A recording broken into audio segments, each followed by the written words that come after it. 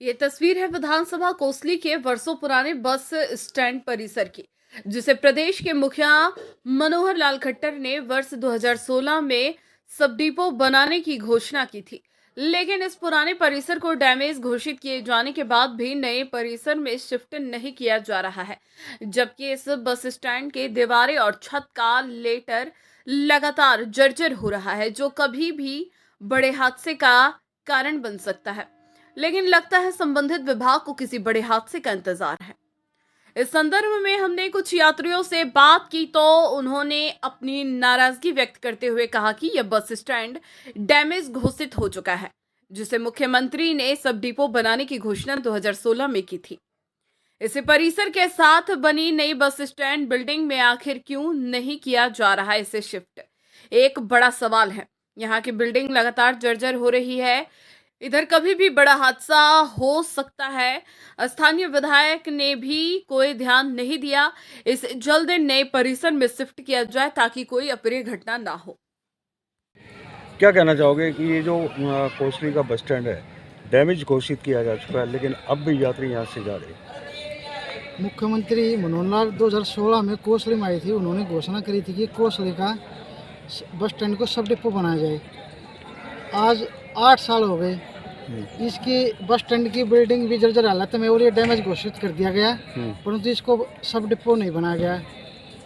लेकिन एक पास में एक बस स्टैंड परिसर में ही एक बिल्डिंग नहीं बनाई गई है, ये किस पर्पज से बनी? ये बस स्टैंड का वर्कशॉप बना गया है और इसका भी उद्घाटन नहीं किया गया है। और इसको भी बनकर लगभग 1.5 साल हो गई।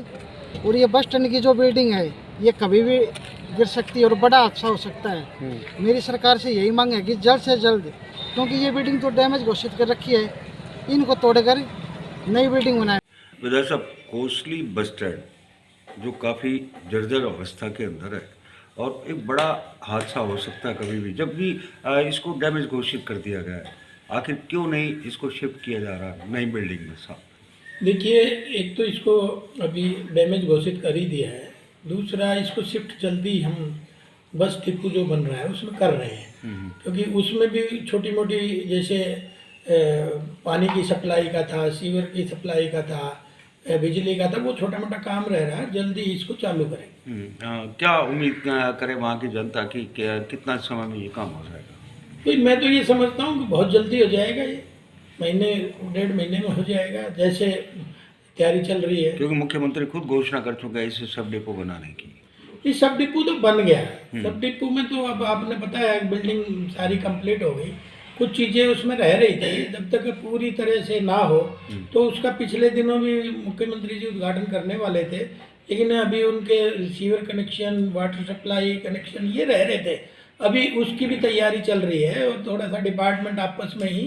राजेश जी, क्या कहना चाहोगे? कोसली बस स्टैंड पे खड़े हैं आप और इसकी बिल्डिंग के हालात को देखकर क्या कहेंगे? ये हमारे क्षेत्र के साथ काफ़ी भेदभाव हो रहा है। ये मुख्यमंत्री जी ने 2016 में इसके सब डिपो बनाने की घोषणा करी थी, तो काफ़ी लंबे समय 7 साल का अंतराल हो गया जो अभी तक पेंडिंग है। और इस संबंध में क्षेत्रीय विधायक से भी काफ़ी क्षेत्र के लोगों ने मांग उठाई होगी, परंतु अभी तक उनका भी ध्यान इस चीज़ की तरफ नहीं। ये बिल्डिंग जर्जर की हालत में, वाशरूम में पानी नहीं आता, छुट्टियों में इतनी बुरी हालत है। वाशरूम की कोई हालत देखे जाके तो उसमें मतलब जाएगा नहीं अंदर, वो बाहर से व्यक्ति वापस आ सकता है। इस बिल्डिंग की इतनी बुरी हालत है कि किसी के ऊपर गिर जाए ना, पड़ जाए तो मरने की स्थिति में है वो ऊपर। ये इसकी सबसे ज़्यादा जो समस्या है वो ये सोचने वाली बातें हैं कि किसी सवारी के ऊपर गिर गया तो उसकी डेथ ही होगी, फिर होंगे कि मुआवजा दो, इसको क्षेत्र के लोग ये कहेंगे। तो सबसे बड़ी समस्या तो कोसली के जो विधानसभा है उसमें जो रोहतक लोकसभा के अंतर्गत आता था, और दीपेंद्र हुड्डा को जो हराने का काम किया था कोसली लोकसभा ने किया था। और इस चीज़ की मुख्यमंत्री साहब को पता है कि कोसली ही जो 10वीं लोकसभा थी रोहतक की, वो कोसली ने दिलवाई थी, और वो कोसली के साथ इतना बड़ा दुर्व्यवहार कर रहे हैं जिसकी कोई हद ही नहीं है। अब इससे बड़ा दुर्व्यवहार कोई नहीं हो सकता। क्या डिमांड करते हैं, क्या सरकार से अपेक्षा रखते हैं? सरकार से क्या डिमांड करेंगे, वो 6 महीने में क्या पूरा कर देंगे? अब मार्च अप्रैल में आ जाए, इलेक्शन है एमपी के, अभी बच टाइम कितना बच गया? 2-3 महीने बच गए, उसके 2-3 महीने बाद में एमएलए के चुनाव आ जाएंगे। अगर दोबारा 2024 में भी सरकार आ जाती है भाजपा की, तो लगता है कि बस स्टैंड बन पाएगा? बस स्टैंड कहाँ बनेगा? रेवाड़ी का मुद्दत हो गई, घोषणा हुई है। अहिरवाल के साथ तो हर सरकार ने भेदभाव किया है। रेवाड़ी के मुद्दत हो गए बने हुए, घोषणा की है। रेवाड़ी का कब बनवा दिया? कांग्रेस की सरकार चलेगी, बीजेपी की 10 साल हो जाते हुए किसने बनवा दिया? किसी ने नहीं बनवाया। ये सरकारें सिर्फ अहिरवाल की वोट लेती हैं, उनके साथ धोखा करती हैं। इनका काम ही यही है। ऐसे बीजेपी की सरकार बनी थी और सरकार ने किया है। इससे अच्छा दीपेंद्र हुड्डा था, वो कम से कम काम तो करवाता था। उसके बनाए हुए बस स्टैंड है, ये कोसली का ये वो था, तो अभी तक कुछ नहीं।